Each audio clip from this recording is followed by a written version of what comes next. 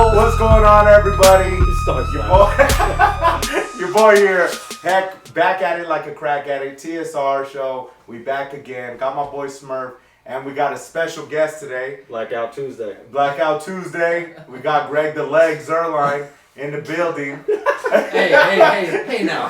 And we got a Packers fan on the show. Say what's up to TSR family, Greg. How's it going, everybody? Glad to be here. My name's Greg. My name's Greg. I'm a Packers fan. I'm just here because we lost. So, another NFL week. Week 1 is in the books. And that's what we're talking about. You already know. I got my Dak Prescott jersey on. Got the hat on. I'm representing hard. Alright. Because I was mighty impressed. First off, anybody got an off the top? I don't have an off the top. What about you, Greg? You got an off the top? I just got a quick one. Okay. So talk to me. I'll talk back. Alright, so I don't know if anybody noticed it, but like me and my buddies did while we were watching the game yesterday. Did y'all see Hunter Renfrow just get lit up like every play by the secondary? If you go back and you rewatch that game, there are like literally 10 plays where he is away from the play and he just gets lit up by a defender. I saw one play. Like, I don't know what he told those guys. Like, do you think he just was talking just mad at the beginning of the game? They just don't. Nah, I don't see Hunter Renfrow being like that. They just don't like that little white boy. I get, like, that's the only thing I can think. Like, they were like, nah, that white boy, nah. Like, that was just ridiculous to me. Like, just watching all the times where, like, literally he's just running down the field and then the defender just tackles him. Just basically tackles him. And you're like, okay, like, I know he's not getting the ball, but, like, can we call some of this shit? I do want to bring this up, and I'll put it up on the video, and I'll show you guys live right now. What Hunter Renfrow actually noticed, none of us did. Derek Carr threw an interception. It wasn't called. On what play? I'll show you guys right now. No way. Renfrow was the only one that noticed. Excellent coverage. That time it's Marlon Humphrey. Have to be impressed with his Baltimore secondary.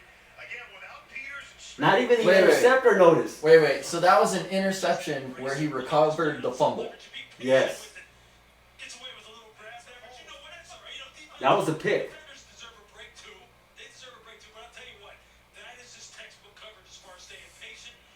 Yo, shout out to Hunter Renfrow. Who'd have thought? That's why they were hitting them all game. Yeah. They're like, you took that shit. But not even Humphrey noticed that was a pick, which is kind of crazy. I bet you he...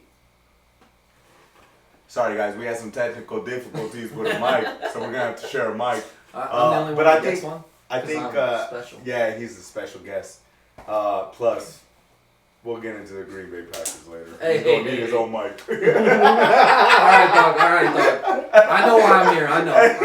And no, but what I was gonna say, damn, I lost my train of thought. Oh, I bet you he thought that it probably like hit the ground, or you know what I mean, like, cause he didn't like catch it. Like it went like in between his legs. He probably felt it and like felt it like it bounced back. And then Renfrow was like, "Oh hell no, I'm short enough to see it and hit it." You know what I'm saying? So, but let's get into it. NFL Week 1. Oh, I don't have it off the top. I did earlier and I forgot it. But This guy. let's start with the Thursday night game. You already know, Bucs versus the Cowboys. Real quick, Dak is back. We missed him. You know what I'm saying? Dak. Logan Paul over here taking my hat. Dak is back, baby. And back like he never left. If anything, he eliminated all the questions that we had about him. Well, how's his ankle going to be? How's his shoulder going to be? Now, I will say this, that even watching some of the deep throws, now I don't know if it was just a miscommunication or maybe he just didn't put enough oomph on the football. There was a couple like throws to CeeDee Lamb where they were short, but I don't know if that was just a miscommunication where he was thinking back shoulder or something like that, and CeeDee just kept going forward. But Dak, man, he played amazing. I think in all seriousness, the whole game was something that I did not expect. I still had the Cowboys losing, to be honest, because I just wasn't sure. But they came out to ball, man. They one thing is defensive line needs to get more pressure, and they need to get the quarterback to throw that damn ball or get to that quarterback. I wouldn't say the whole secondary was getting burned, but Anthony Brown, I'm sorry, bro, you were getting burned all night. Like there was just I don't understand why they had him there. I said it. Keep in mind Trayvon Diggs. He's gonna be probably our best corner all year long. Overall, I thought the Cowboys offense was something that I've been waiting for a long time. Now, I'm still going to hold my reservations on that Cowboys offense and the play calling, though. I'm going to play because we started that way last season, and by like the fourth game, they went totally conservative. So I'm going to hold my reserve. But Kellen Moore, you did your thing. You threw out different play calling. It was a different flow of the game. And Dak just proved why he deserved that money. And that's what I like about Dak is his mental. He is mentally tough. He loves adversity. He doesn't what's the word? He doesn't waver at the big spotlight. You know what I mean? He embraces it, and it allows him to play at a very high level. So I'm excited to see the Cowboys this season. I know we lost the game. Greg, the leg over here, I don't know why he's doing the show. He's got to be practicing. Honestly, but one thing I think special teams as a unit, not just the kicker, I think special teams as a unit, I do not want to see that type of performance again. Tampa Bay had short field after short field after short field. Except for your punter. Your punter, like, the punting in week 1, just across the board was amazing. Yeah. And, like, that was really nice to see in the Thursday night game, was both teams being able to play this field position, kind of game. Like, both punters were doing really well. The defenses were doing okay. I got a question for you about Dak, though. So, looking at Dak...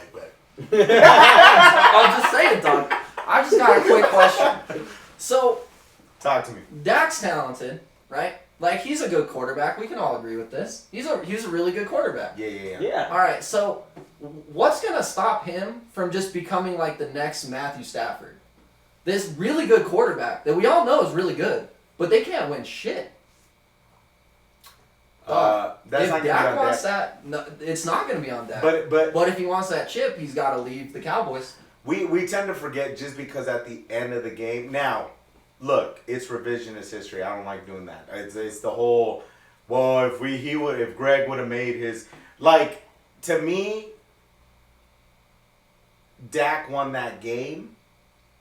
He gave him that lead in the end. Yeah, and Matt Stafford outplayed a bunch of quarterbacks that he lost to. And that's just that right now. One game is not a big enough sample size. So to say what is your conclusion? But are you going to address the fact that I'm saying Dak has already won more than Stafford? Oh, so like okay. he can't be a Stafford, and he's okay. won those games that he's needed to be, and he's been to those playoffs, Right. and like I said, gone 1 and 2.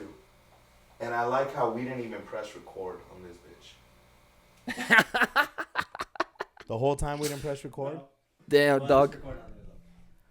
My hot take, I'm going to have to repeat that shit. Yeah, go for it. It recorded. Oh, okay, that's good. But just through the camera. Oh, okay. That's good. Technical difficulties. No, but he's already proven more than Stafford. I don't think he's gonna be another Stafford. Now, Stafford. Hold on, because I'd counter that argument real quick. Okay. So anytime you gave Matthew Stafford a good team, he did go to the playoffs, and he did actually do stuff in the playoffs. Dak has been blessed with a better team off the bat than what Stafford inherited. He's had a much better team. His first 5 years in the league for Dak Prescott. I would say in the first 4. He's 1-2 in the playoffs right Oh, now. okay. I think that's what Matt Stafford is already. Right. I'll give you that one. But I feel like with Dak though, and the difference. So you have to understand the way I look at quarterbacks as well. Okay. I think a quarterback is the most important position on that field, and to me, physically, you can learn certain things. You can learn how to throw a little harder. You can learn how to be more accurate. But to me, I judge quarterbacks mainly by their mental. And I feel like the makeup and the intangibles of a Dak Prescott will not allow him to be a Stafford. I feel like Stafford is gifted and he is more and talented in that sense, and he can throw. He's a damn good quarterback.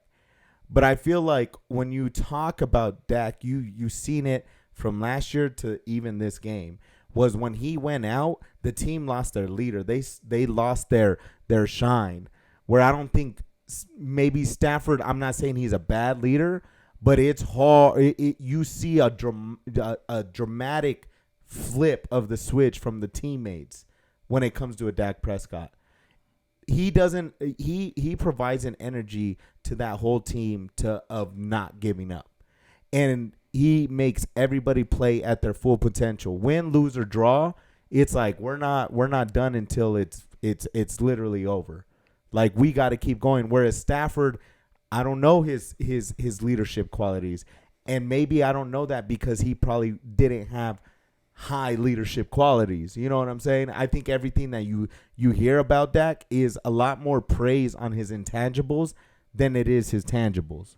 Do you see what I'm saying? Yeah, so I get that, and like I understand the argument of like, well, his intangibles are better than his tangibles. But I then present you the question of, okay, so if you swap the two quarterbacks, I guarantee Matt Stafford's more successful. On the Cowboys? Yeah. If you take Matt Stafford when he first came in the league, and boom, he's a 4th-round rookie quarterback. No. for the Right Cowboys. now. We got to go right now. Okay, sure. So if you took Matt Stafford and you put him on the Cowboys, and you put Dak, and I guess you put him on the Rams. Well, the Rams are stacked, so I mean Dak's gonna look good. It is what it is, bro. He's still thinking like he's on the Lions. What are you shit. talking about? You have a Madden team out there, dog. No, we literally do. they're We trading do. away all their 1st-round picks. No, not y'all. Psh, get out of here. Y'all got like that bad. We Madden got like team. a Madden offense. It's a pretty good. I mean, it's a pretty good. that's pretty fair. good offense. That's fair. I mean, your running back's trash, but And we'll get into that. we'll get to that in a second. But like, honestly speaking, like I think Matt Stafford's a good representation of what a good quarterback going to a bad situation is. Now, here's the thing. I'm just playing devil's advocate. Right. Because I don't think Stafford is quite that guy, especially in the leadership category. Right. But my problem is that he is so talented that if at any point, like any time that the Lions gave him a good team, like a good team behind him, they had a defense and something that kind of resembled a running game, like they made noise.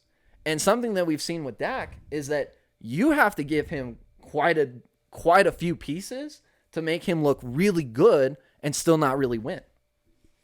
But I think that's also, if you go back to last year, well, in the first year of Dak's career, because he had the best offensive line. Now, through those years, that offensive line has not been the best. It's been actually very decreasing every year. Yeah. After that. I don't understand the whole I don't think it was steroids. What I think it was is, so every year, real quick on that, Lyle Collins is suspended for 5 games for a substance abuse policy. But I think what happened is he had surgery last year. He went through rehab. And every year, I don't know who it is. It's like the FDA or some type of sports council. They eliminate certain drugs that they deem as bad or performance enhancing. So a lot of times these players, they're on a regimen and they're taking those prescribed to them. And then the next year it gets banned, but it's still within their system. They're still using it. So I think that's probably what happened with Lyle Collins.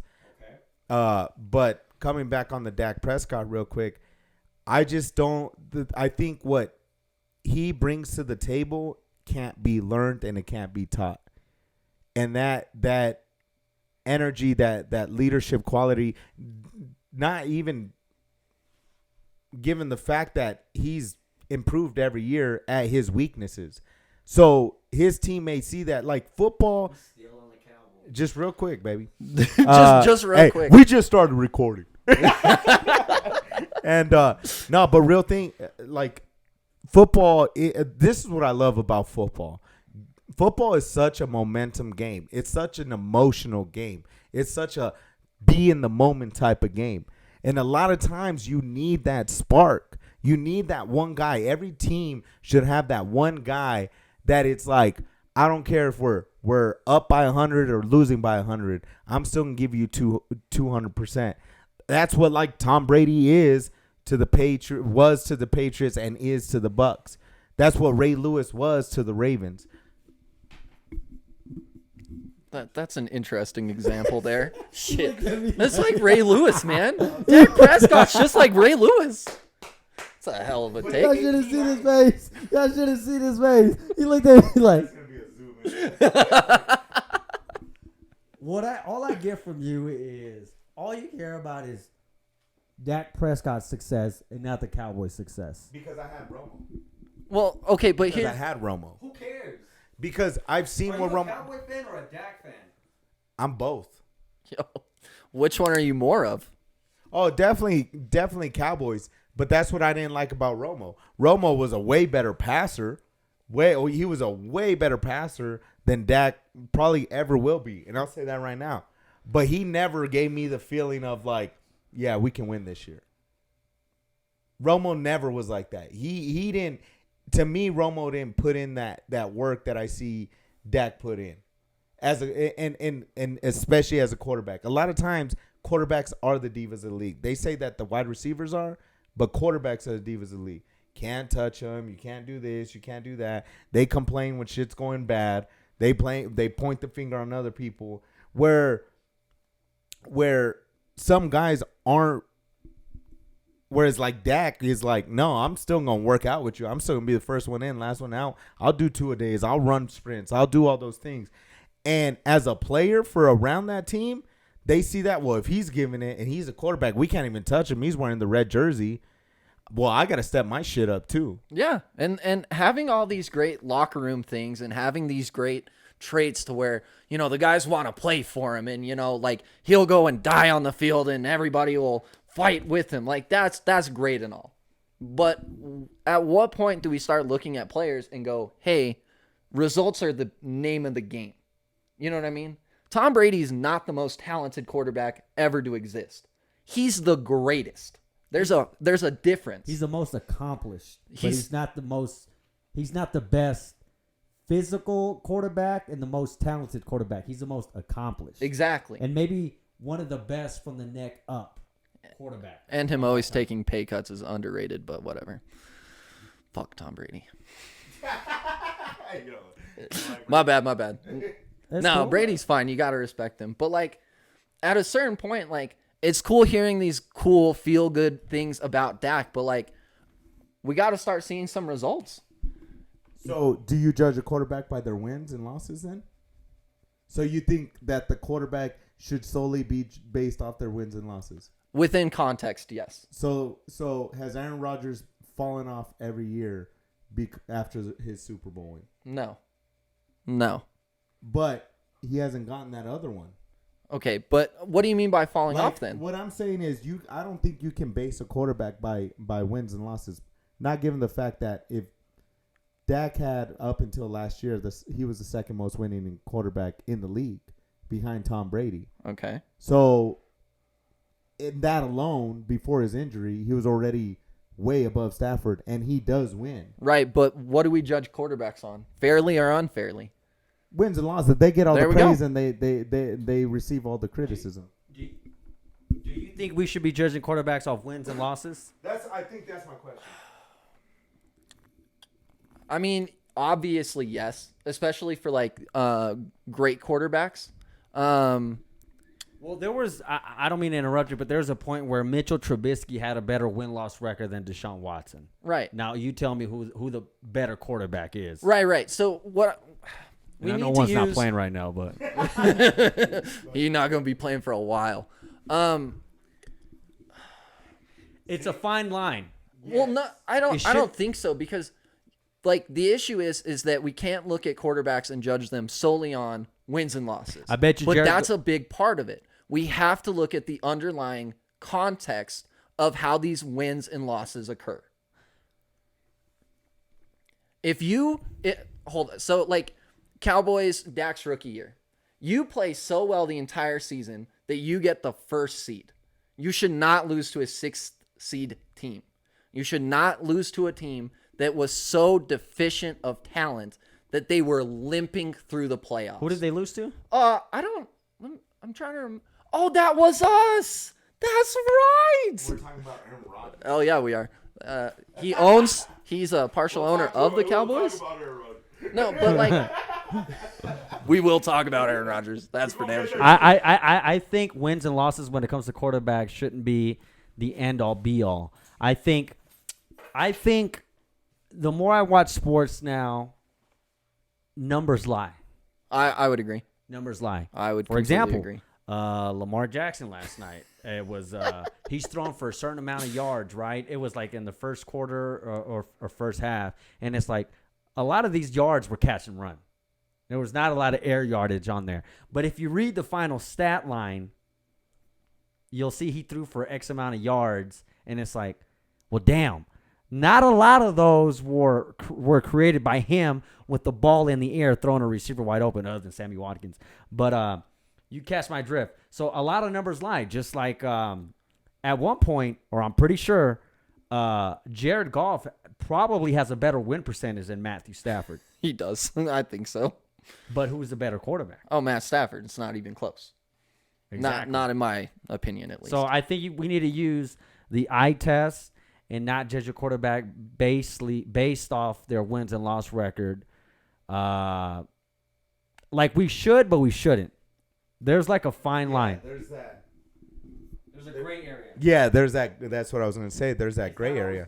Because I would agree. Because I feel like it kind of comes into like a team that you can have a great quarterback like an Aaron Rodgers, but if your defense is allowing 32 points a game, now he has to be astronomically great to win those games. And a lot of times he may lose. He may lose 3 out of 7 or 3 or 4 out of 7, 8 games, but it's not that he played bad. Yeah. So it's hard for me to just be like, well, Dak needs to win. Like, yeah, he touches the ball most, but he doesn't have the full control of win or losing that. Like last week, he did everything he could to win that game, but not did the punter didn't. And the defense, honestly, if you're a top 10 defense, you stop Tom Brady. Even though it's Tom Brady, you have to stop him. Yeah. Whether it's a minute or 2 minutes left, like game's on the line here. And that's where they need to step up. And this is where I think they learned from last week is how to finish those games. You see what I'm saying? So I can't. How can you say that in a game where they lost? No, but that's what I'm saying. Dak did enough to win those games. Oh, okay. If the defense stops, they win that game. If Greg even makes that one field goal, they more than likely win that game. But now we're going to look at Dak, oh, well, you lost that game. I feel like people, especially in the media, they use the win-loss column to fit their narrative. Dak can have an amazing game, but he lost the game, and everybody's like, see, why'd you pay him all that money? He didn't even win the game for you.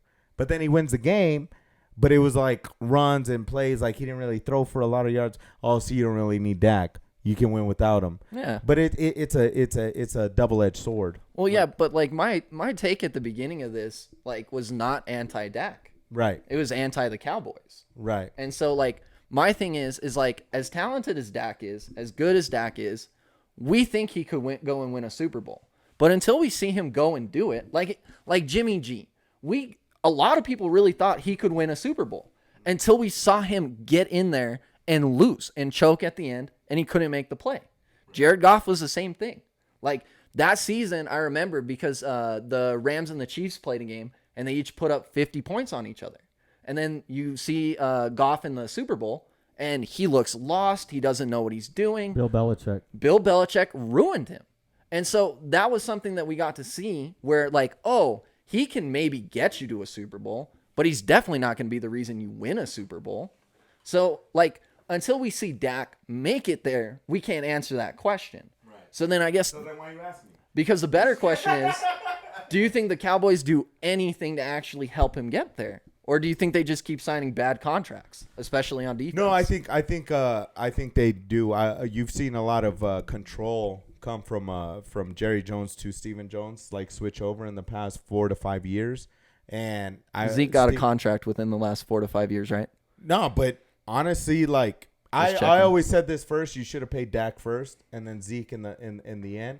But just because out of this one game, I feel like that was their game plan. It's hard to run up against that front.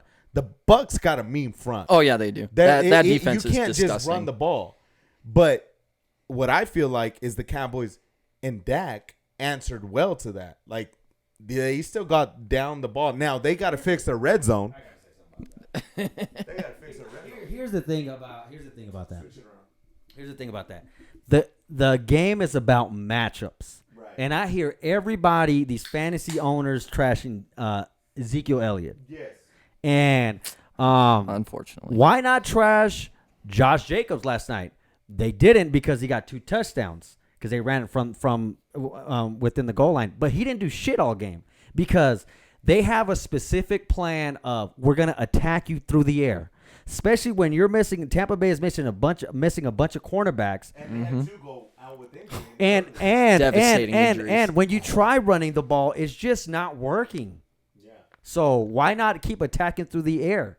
It's don't get me wrong. There was a play where Ezekiel Elliott, for being a $90 million running back, he should have made the play. I will show you the play after I hand you the mic. Let me guess. It's when he catches like that swing pass or whatever on the goal line. You saw it? Yeah, I watched that game. Yeah, I watched that and went. But regardless, I think. You gotta look at it, and the Cowboys, yes, in theory, should win that game. You won the turnover battle, and you won the time of possession. You should win that game. Yeah, he needs to make that. Yeah, he needs to. But at the same time, like you said, it's about matchups. They were like, we're not gonna run against these guys. Like their secondary is not that great. And they had 2 major injuries, I believe, before the second quarter. Yeah. One for sure in the first quarter. Yep. And so why not? You had a 3-headed monster in Gallup, CD, and Amari. So it's like it's one-on-one match. At least one of those are going to get one-on-one matchups. All right, well, this ain't the damn Cowboys podcast. sorry. So anyways, what is the next topic? All right, let's go. I'm done with the Cowboys. All right. Let's go. All right. Let's go with number 2, Steelers versus the Bills. Now. Oh, okay. All right. Now, were we wrong about the Steelers, Blood? Probably not. Okay, so we took the Pittsburgh Steelers down to the morgue in the last show. You know, we had them toe tagged. And they came out and they beat the Bills. This is another case.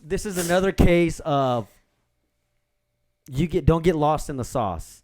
What I mean by that is people get lost in the final score, just like with the Cowboys and the Buccaneers. For me, I think the Cowboys played a better game than the Buccaneers, but the Buccaneers won. Right. Okay. In this case, I feel like the Steelers didn't play as good of a game, but they won, and they won on a special teams blunder. You can't rely on that every week. Yeah. The offense does not look Ben looks great. like he's dead. Big Ben did not throw the ball past 20 yards of air. Not once. The defense does look good. But how much are they going to hold up throughout the year? We shall see. Yeah. TJ Watt just got a new contract. He overrode his agent and said, whatever, I just want to sign. I'm sure that made Joe really, really a happy guy. But they play the Raiders this week. Well, We'll see. someone's how them going 2-0. I think slow your horses down on the Steelers. They're still toe tagged for me. I completely agree. Like, what we saw out of that offense was nothing. Like, Ben, he looked so bad, especially in the first half. He did look a little bit better in the second half, but like 100, I think he had something, like he had under 150 yards in the second half. Like, Big Ben never throws for like less than like 500 yards a game, I feel like. And Harris did have a good, The funniest thing with him at one point in the game, I want to say he had like 9 carries for like, I want to say like 3 yards, right? And it was crazy because his long was 10 yards. That Steelers offensive line is so bad. Like, they are just like, Harris looked fine, but that offensive line, I mean, literal traffic cones out there, dude. Check the stats. The Bills outpassed them. They outrushed them. Yep. Out time of possessioned them. Now they did lose in the turnover battle, I'm pretty sure. Am I right about that? You can fact check me. And they lost. They had one fumble recovery to their 0. Who did? Now we'll see what happens during, as far as the year goes on, but you know who does look good? Is the Browns. The Browns look good. Kinda, because they choked it again. You gonna skip or all right? Dog. All right, so. No, hold on. You got something to say about No, real quick on this. The Steelers. Trying to take it back to Ben, just keep eating like you used to, bro. Like, I don't think the diet worked. You know what I'm saying? Wait, do you believe that? Do you think he actually went on a diet? I think he did. Content? Honestly, their O line. I don't think Ben is not suited for that type of O line. He's not suited for a bad O line. Yeah, no quarterback is. No, but what I'm saying is he can't do anything to combat a bad O line where like a Lamar Jackson can, a Patrick Mahomes can, even much so a little bit. You saw a little bit of movement from Stafford, but Big Ben is like. It's like Brady behind a bad old line. He can still combat it mentally, but Big Ben relies so much on just airing it out. And Big Ben is just, he's over. But I will say this on the Bills. It's just week 1. I still think they played a damn good game like they lost. I don't think this says that the Bills are bad or Josh Allen is bad. It's just they lost the game. Oh, yeah. Hey, but let's move on to the Browns and the Chiefs. Browns choke again. I'm going to let y'all get at it, man. I mean, the Chiefs just chiefed it. Have you seen that stat? I keep hearing it from different things and seeing it, that the Chiefs are like 6-0 when opposing teams rush for 150 yards or more. I didn't know that. Really? I've heard it on at least 2 different things. And so, like, I don't know if that's true. I hope you can find it. But if that's the truth, I want to know how some of these teams plan on beating the Chiefs. So, like, the Browns just fundamentally can't. I think the Browns can. And this was like they played. This is basically like the 5th, 6th, 7th, and 8th quarter for the Browns because that's the last team that they played was the Chiefs. I think they can. The thing is, like, the Chiefs just got that. They just have that.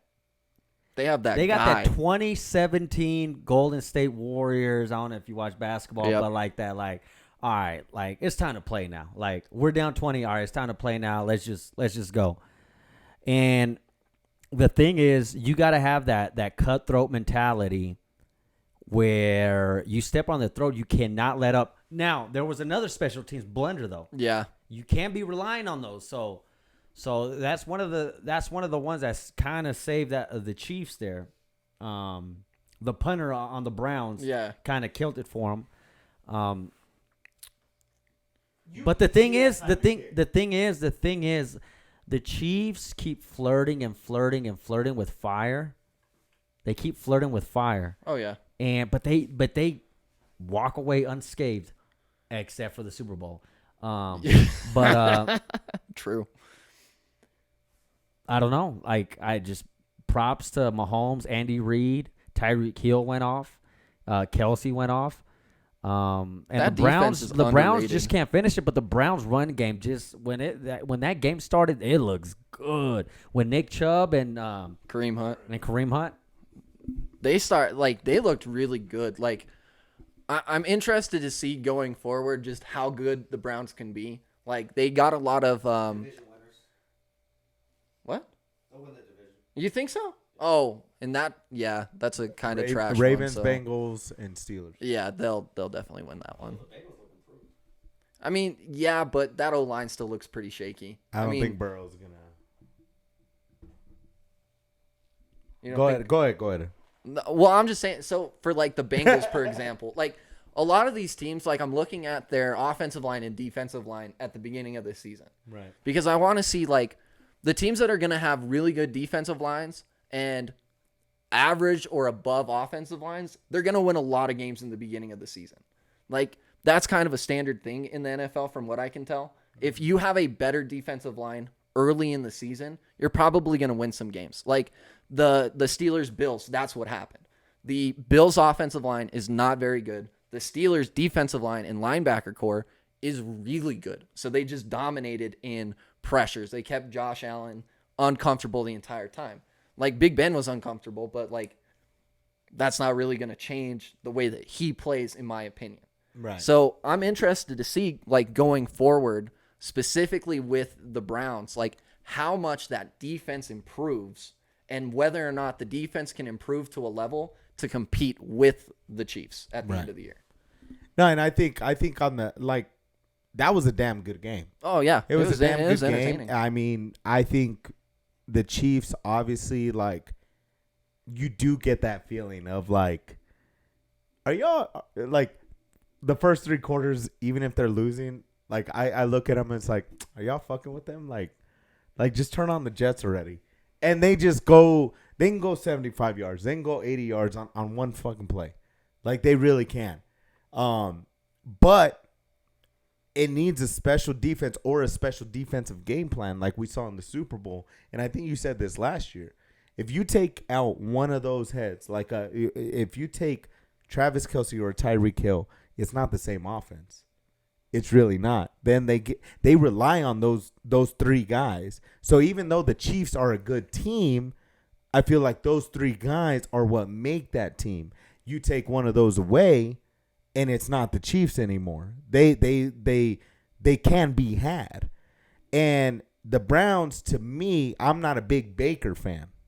Fair. I am not. So even though they can be a damn good team, I don't feel like Baker is the reason that you win those games. If I'm being honest, I don't think he's going to be the reason they can go far. I feel like he might be the reason that they get halted early. Oh, okay, so you think he's going to be the thing that limits them Exactly. as opposed to just get out of the way and let that roster do. Exactly. Okay. well, enough about the Brownies and the Chiefs. Thank goodness. We've got a green and gold team.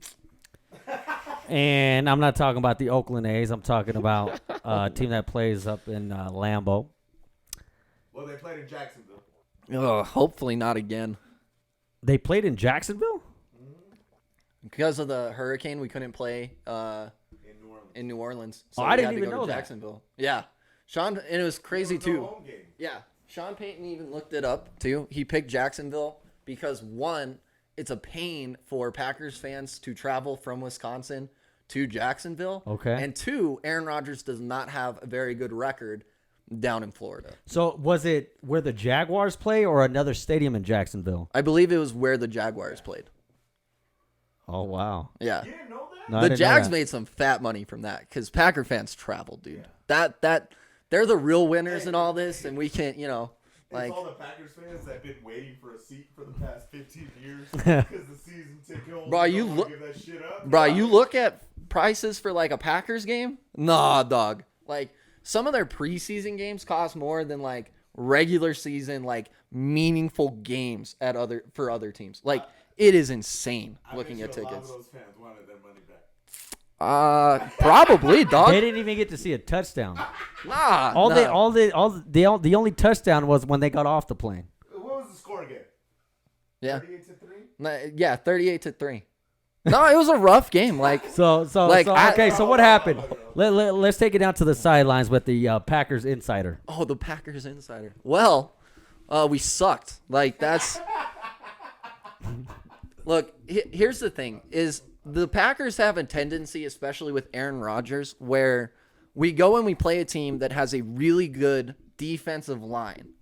And we, for whatever reason, we cannot beat them. I kind of think like Aaron's kind of a rhythm guy, not like as in like when you say rhythm quarterback, right? He has to constantly be hitting these certain throws, these certain timings, like Tom Brady. like kind of like a Tom Brady, more like the game manager's sense, right?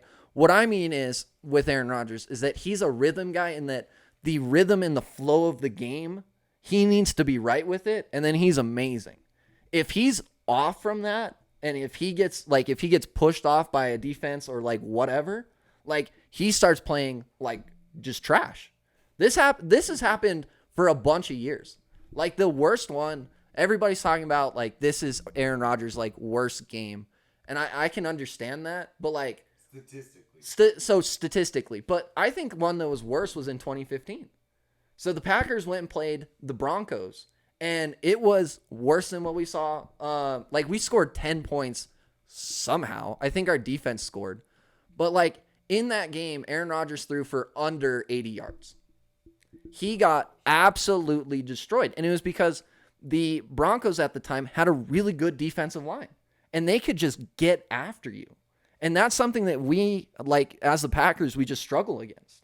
Like, to me, it's a play calling issue because we know that we have, like, young players or we have some linemen that are kind of struggling, and we don't really scheme anything to help them. You know, like, last year when we played Tampa in the championship game, there was a lot of that. Like, Billy Turner, and I forget who our other guy was, our other tackle, they were getting beat by the ends the entire game. And not once did we go, oh, let's chip with a tight end. Oh, well, let's run like this simple screen. Let's do this. Like we look at our offensive linemen and we go, oh, that's a tough matchup. Good luck. And that's it. And we just leave them out there. So like, I think the Packers will be fine as the season goes. Because we have two rookies starting and we're missing our left tackle. Right. Once Bakhtiari comes back and we can replace one of those rookies with Elton Jenkins, have him slide back over, the Packers will be fine. It's a matter of, can we bench Kevin King? Like, please, like, get him off the field. I was just going to say that, like, they also allowed 38 points on the other side of the ball. Yeah. Our middle linebacker, Devontae Campbell. Against who? Oh, no. James. Oh, my word. No, we gave it all up. We gave it all up to Kamara. Kamara had way more yards than famous Jameis did. Hey, he had 5 tugs. He had 5 tugs. Like 1, 2, Oh, 3, he had 4, 5 5. tugs. That's a dub right there. After the game, what my trainer said. I don't know what he said. No, I I love think Jameis, by the way. Like, he's So- hilarious. I always say you shouldn't take a loss hard. It's more so in a matter of how you lose. Nah, we Sometimes- got crushed. They got crushed. Aaron Rodgers. Now, credit to Sean Payne because that was something that I feel like was missing from the Saints was a deep ball. Oh, definitely. And you saw that a little bit last year. Remember when Jameis goes in for a play, he goes deep, throws a tug, and then Drew Brees comes in after that. Whatever they kind of schemed out. Now, that was something that's different from the Saints, and I don't think Green Bay really expected a lot of those things. But at the same time, yeah, your defense allowed 38 points, and you even have an Aaron Rodgers as your quarterback. Now, Aaron Rodgers looked a little shook. Now, I don't know if that's just time missing from the offseason, training camp. There was a lot of talk around Aaron Rodgers and the Green Bay Packers in this offseason. So, but I don't think as a professional ball player that's going to be something that gets in your mind. Now, Green Bay. Can I interrupt you for 1 point? Go. Okay, I'm sick and I don't want to hear. That's what I said. Like, I don't want to hear all these takes about, oh, well, he missed mini camp. Oh, he missed OTAs. Oh, he missed whatever. Okay, so last year Aaron Rodgers won the MVP, right? Right. He was pretty damn good last year, right? Right. Okay, how many teams had camps last year? Oh, none of them did. Right. So he didn't participate in anything this year that he didn't participate in last year. Yeah. I totally agree. Yeah. I totally agree because That's not a Dak y'all got thing, injured. That's the media. Yeah, that's a Hate media y'all. thing. I hate that about it. At the end of the day, you're a professional athlete. They know what time Exactly. it is, and they know when to be ready to. They know when to get ready to be ready. Mm-hmm. But I'm not gonna go crazy over the Green Bay loss. I'm more actually surprised. Like, I actually think the Saints got something in Jameis. I really do believe that Jameis was kind of like. I was saying that last year. No, you were. Credit to you because Jameis is, as much as he got he was bad in Tampa.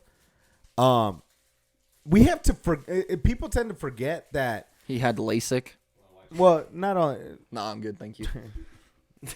Don't tempt me with some candy and shit. No, but people tend to forget about Jameis is he had shitty coaches. Like, the Bucks only had Bruce Arians for what, 2-3 years now, and after that they had Jameis. No, I'm not saying no. Hold on, let me finish it Yeah, up. I got you. They I didn't got have you. crazy good coaches like a Bruce Arians. I think Bruce Arians really turned around that team. Jameis had his own problems. He was a reckless with the football. He just wanted to make the big play. Always wanted to chuck it down. But now his departure from Tampa Bay, I think, made him realize, like, there's more to this. I need to be better mentally. I need to take care of my body because he was not. We saw him out of shape a couple years ago. He looked like the uncle at the barbecue. You know what I'm saying? And I think that really helped switch Jameis's mental, where the physical attributes of a famous Jameis was already there, but he had to just turn it into align it with his mental. Now, I think that's what the Saints were missing. I'm not gonna go crazy over the Saints. I still feel like they've been robbed out of a Super Bowl appearance in the past few years, and now. And but Doing nothing. back, That's where he was. A-Rod, he looked bad, but that's not the A-Rod that we know. He's gonna be back. He's gonna go crazy in this next game. Yeah. Just watch. Well, I mean, we'll see. I was gonna see. It depends on whether or not we have kneecaps after the first half. You look like No Neck Hector when you do that. What? Show him. Well, now show the camera. No, up close. He's actually doing it. I was like, how many more times are you gonna get him to do this? Wait, do it in front of the light, dog. What are you doing? What's your thoughts on Green Bay and the Saints? Okay, look. This was an ass whooping. Yeah. This was a straight up ass whooping. I'm not tripping on Aaron Rodgers, but it feels like I kind of get a feeling like when Aaron Rodgers requested that trade, did some of the team check out? You know what I'm saying? And I'm not trying to go like theory, like one of these crazy theories, but it's like checked out as far as like not mentally prepared for this game. Because how the hell do you lose 38-3? Okay, so you got to think about it. I think the Saints were more prepared than The Packers. That's what it comes down to. Because they were bad on both sides of the ball. Both. Yeah, no, I'd agree with that. Like, the big thing to me is that, like, the team can definitely improve. We drafted a guy in the first round this past draft, corner. Jordan Love. Shit. If Jordan Love could get out there and play starting corner, like, opposite of Jair, that'd make me the happiest person in the world. But, I mean, like, real talk, like, we drafted Eric Stokes, and he's a fast wide receiver, or fast cornerback. So, in that game, there was a bunch of plays where literally they just start picking up. Like, let's start at the beginning. First of all, the Saints' run game was amazing. Sean Payton has done a really good job the last couple years of covering up how deficient in a lot of ways, like Drew Brees has been. And so now that he has a quarterback that can kind of open up the range on his playbook, like, it really messes with things. So, in my opinion, what kind of happened with the defense is that we went into it and we went, okay, well, Jameis is just going to try and throw it over the top of us. This is going to be like the Saints offense from like 5 years ago where they threw for like 5,000 yards or whatever, and they had all the touchdowns. So I think we went in thinking that was going to happen, and we just did not prepare enough for the power run game that the Saints were going to come with. And then we really we didn't have a good answer for like stopping the run at any point, which opens up all these plays where now our corners are kind of sitting there and our safeties are sitting there, and they're like, well, crap, I've got to go and help with run defense, because if I don't do that, they're going to break off another big run, which leads into the issue of letting people run straight behind you and burn you. Well, the running game sets up the passing game. Exactly. That's like not to sound cliche, but that's the saying. Yeah. Football 101. That's the way that, like, most good teams do it, is you run, you establish that balance, then you keep the defense like they don't know what you're doing. Yeah. But to end it off, I'm not tripping about any team that's led by Aaron Rodgers, any offense. I'm not really tripping about that unit, especially since the back dude didn't play. I don't know how to pronounce his name. Bakhtiari. Bakhtiari. One of their tackles. Our left tackle, dog. How do you say it again? Bakhtiari. Bakhtiari. God, if I'm Hey, saying is this Bulaga wrong. still on the team? Who? Bulaga. No, we got rid of him. He's on the Chargers now, actually. A while back, right? Yeah, well, 2 years ago. So the Chargers offensive line is just becoming like the Green Bay Packers sloppy seconds, which is kind of funny. What about Donald Driver? Bro, he's been retired. The dog. Listen. Where's Greg Jennings? Listen. No. Listen.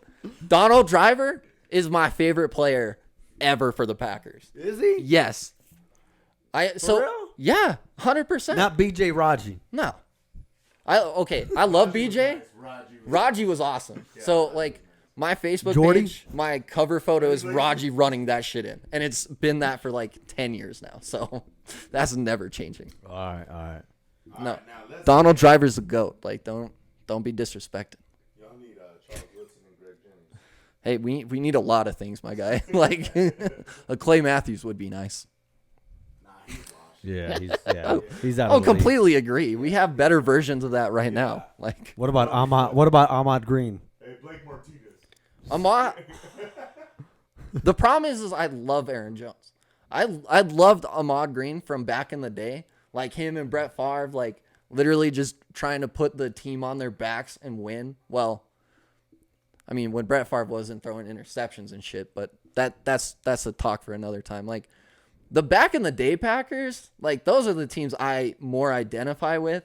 And it's interesting because they were such a tougher team than like the team that I've seen over the past like 7 or so years. Like it's just something I I've think noticed. football was different back in the day as well. Well, yeah, and Brett Favre was that dude. Like he was just Are the you more of a toughest Brett Favre quarterback. than Aaron Rodgers guy?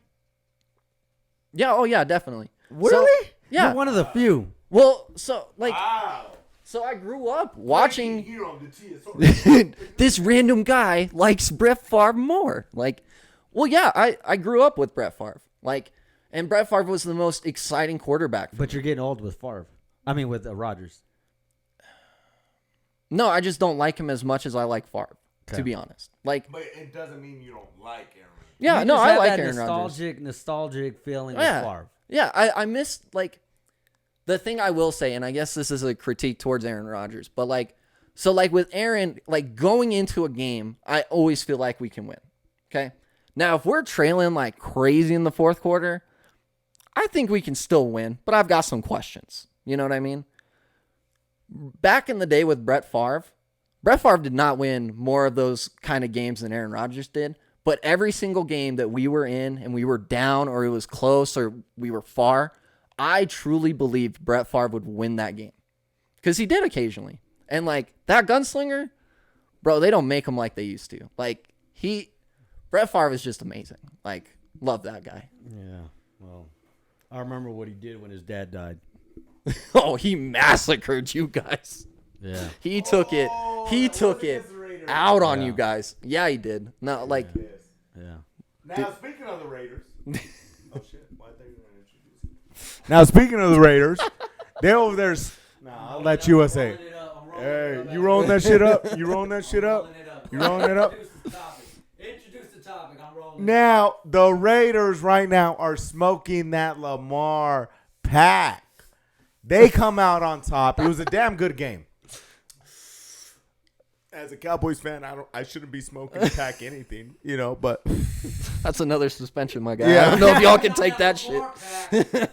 go ahead. This is the Raiders talk. Sound off. Sound off. Well, Let them know. You know me. I'm not a big Lamar guy.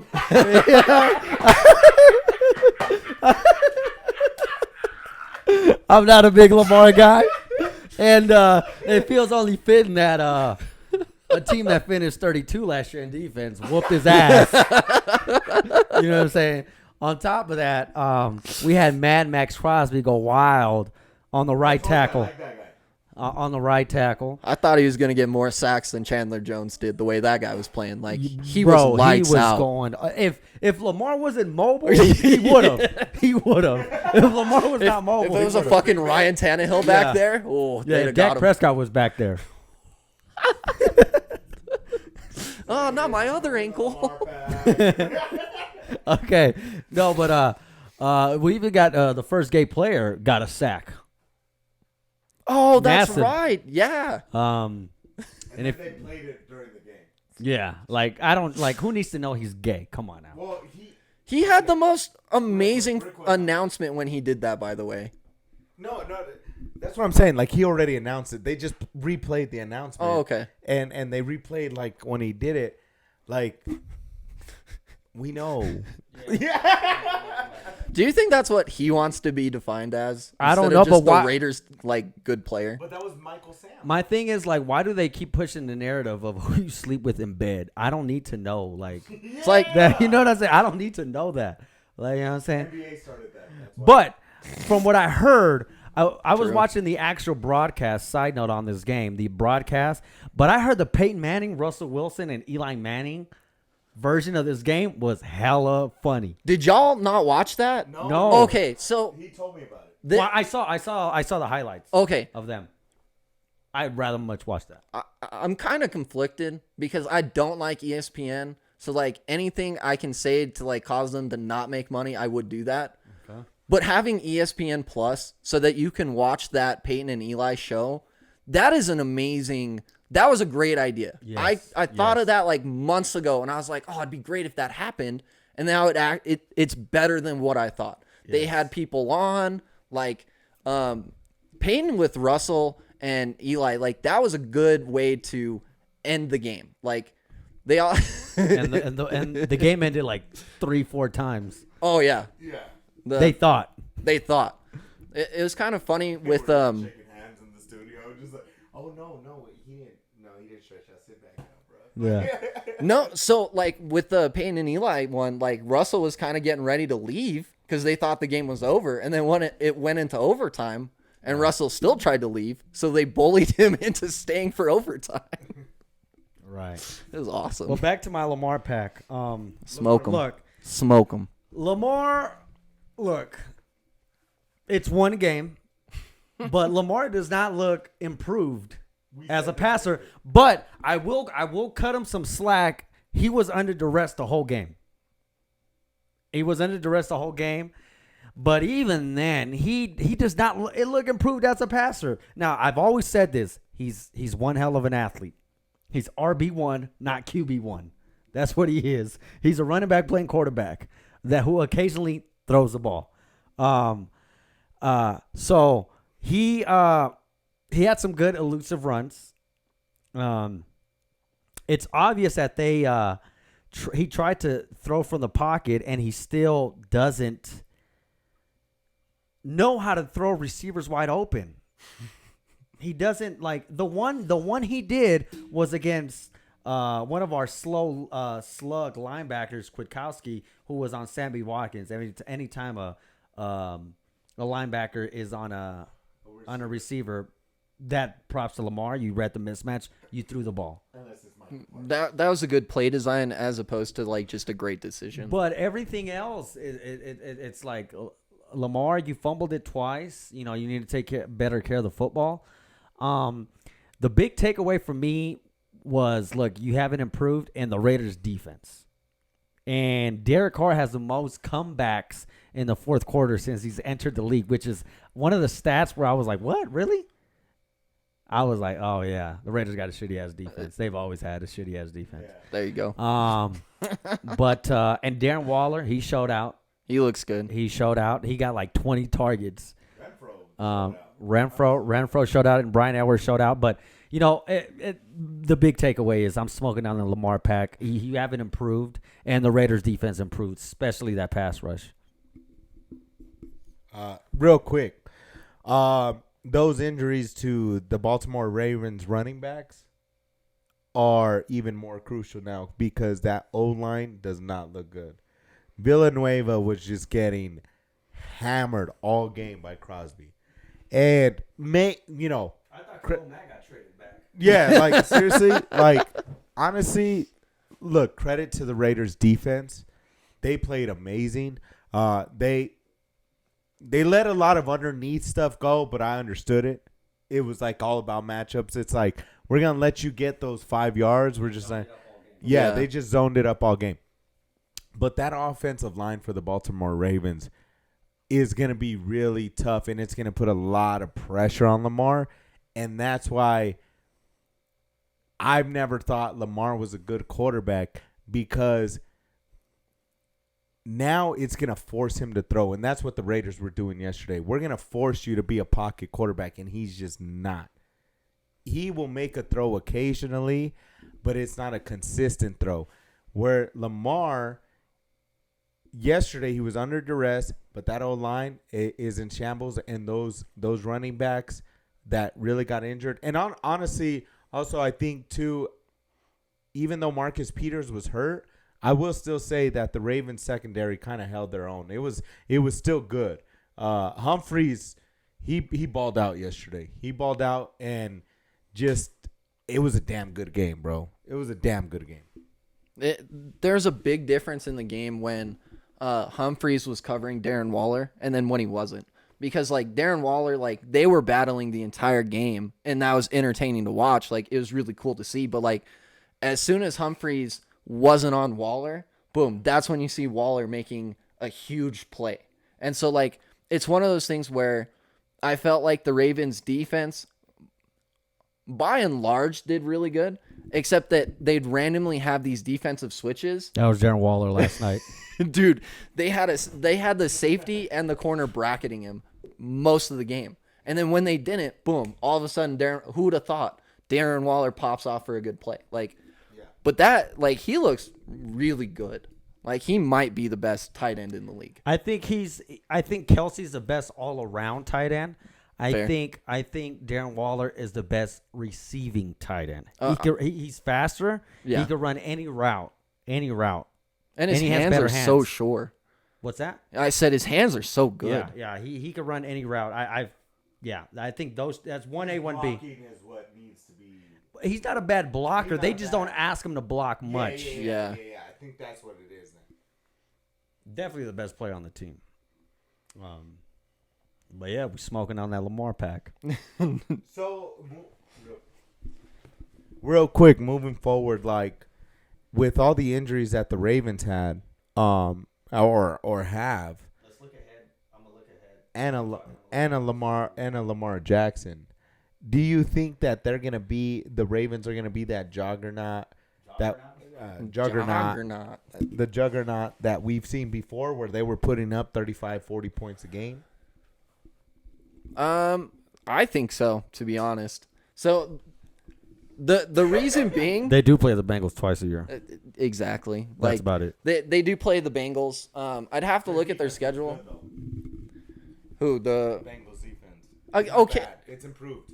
bro? If I got to play the Vikings week 1, yeah, my defense would look amazing as well. You don't like Kirk Cousins? No, I don't like Kirk Cousins. He's a good quarterback. How do you like that, or whatever his stupid I saying like was? Kirk Cousins. Yeah, I don't like him. I don't hate the guy. I like him more as a personality. Like, I like his quotes from the offseason. If I die, I die. Like, I love that crap. But, like, him as a player, I'm like, oh, look, you're like, I forgot about that. bro, that was a great quote from, like, I think it was last year. Like, that was just a phenomenal thing for him to have said. I mean, he didn't back it up at all, but he said something that was pretty cool. So you still think the Ravens are still going to be a juggernaut? No. I think they can have games where they look like that.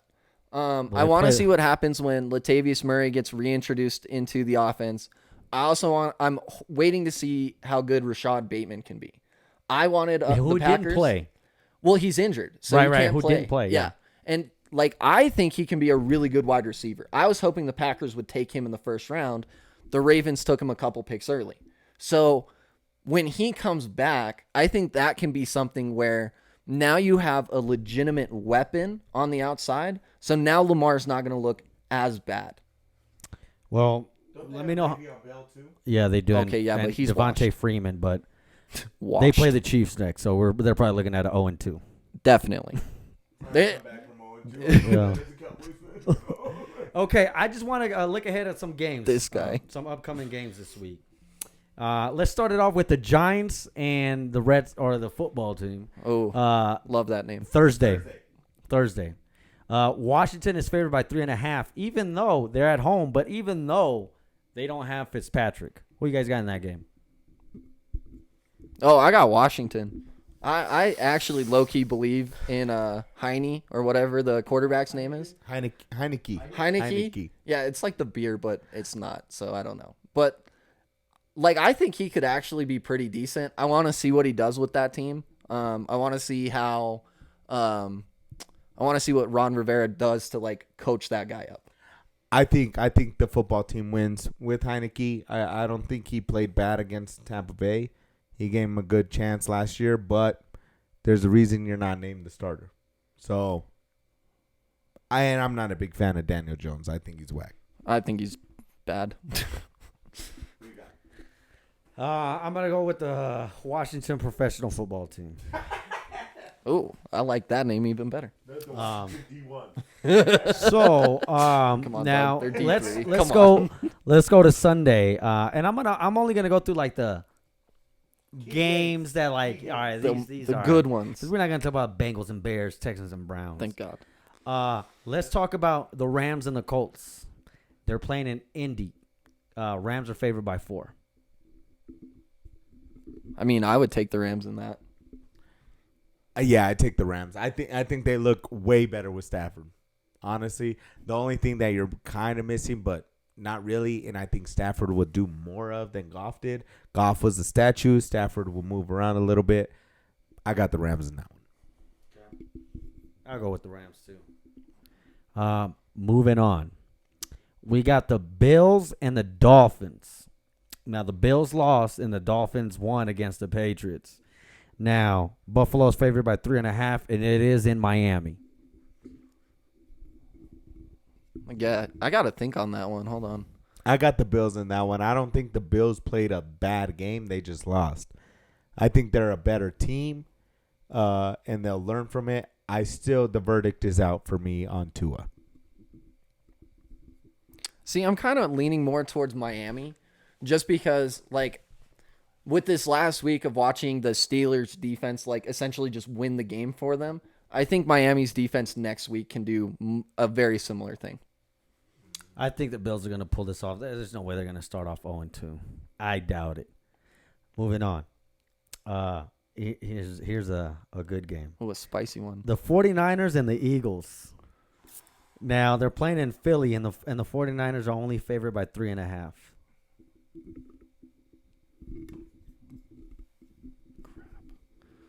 That's a tough one. Like, I want to say the Niners because they should be, like, that much more talented. But, I mean, you did let the Lions score 30 points on you. So, like, kind of torn on that one. Yeah, I'm a little because honestly, I don't know if it was just a damn good Eagles team or it was a really bad Falcons team. I'm gonna go with the Niners on that one. I think they pull it off. I think it's gonna be a close game, tough game, a shootout game, but I think the Niners pull it off. And honestly, there's a little bit of bias in that one. I'm just saying. Cry, Eagles, cry. Okay. So now we got another one. We got the Cowboys and the Chargers. We've got America's non-game of the week. The Chargers are favored. They play at 225. It's in L.A. The Chargers are favored by 3. Ooh.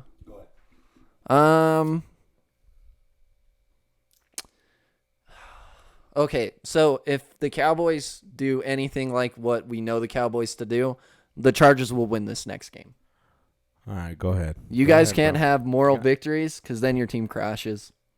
Okay, I think this time they're gonna actually game plan to run the ball. I think Zeke's gonna go off this game. It's only gonna benefit the team, and the Cowboys win this one. I actually do think the Cowboys win this one. Biased. No. I think the Cowboys are going 0-2. I could be wrong. I'll be rooting for the Cowboys because I'm not going to root for an AFC West opponent. But I think the Chargers are going to pull this off simply for the fact that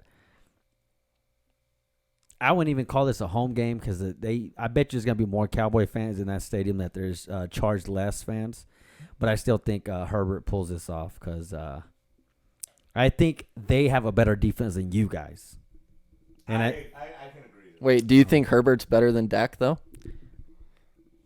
Just a quick question, by the way. I think right now Dak is a better quarterback than Justin Herbert. But fair. Herbert has a higher ceiling. I would agree with that. Moving on. Another good game, surprisingly, the Saints and the Panthers. New Orleans is favored by 3.5. I am actually not well, let me rephrase that. I'm actually a Darnold fan, and I think this trade to the Panthers really did him good. I got the Panthers in this one. Wait. They're playing the Saints. Saints got a better defense. Yeah, they do. They're playing in Carolina. Oof. I'm sorry. I think it's gonna be a good game, but let me switch. I got the Saints. I think they're feeling themselves right now. I got the Saints just because I feel like the Saints present an issue on offense that I don't think Carolina is ready to answer. Okay. Secondary. Mm-hmm. Okay. Now we got the Raiders at the Steelers, with the Steelers being favored by 5 points. If Max Crosby plays next week like he did yesterday, I think the Raiders will win that game. I think the Raiders win this one. I think the Steelers, they have to have like almost a perfect game to win it. Can Max Crosby retire Roethlisberger? Now here's the deal. It's a West Coast team traveling east early. And then Ngakoue might not be playing. Gerald McCoy, I know he's not going to play. And we don't know what's going to happen with Josh Jacobs. With that being said, I don't know what the hell it is, but no matter how bad the Raiders are and they play the Steelers always lose against the Raiders. So therefore, Raiders are going 2-0. Well, that's we got the night game, which is Ravens and Chiefs. Huh. It's in Baltimore. That's a toughie. It's in Baltimore. Kansas City is favored by 3.5.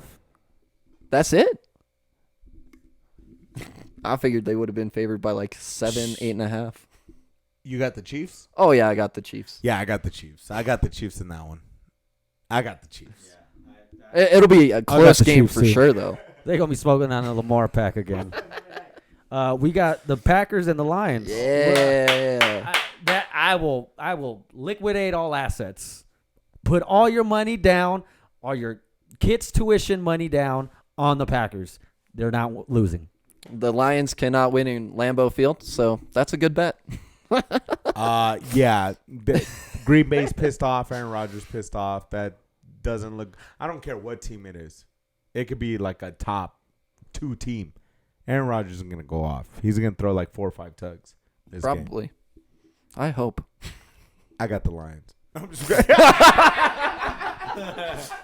Jared Goff. Jared Goff is the future. A Cal quarterback will win this game. You're not wrong. You're not wrong. Yeah, go ahead, close it out. Confident heck, close it out. You know what I'm saying? All right, TSR family, thank you for joining us for another episode of the TSR Show. We'll be back next week, next Wednesday. Check us out. Thank you to our special guest, Greg, my boy. I'm Heck. This is Smurf. This is the TSR Show. We'll see y'all next week.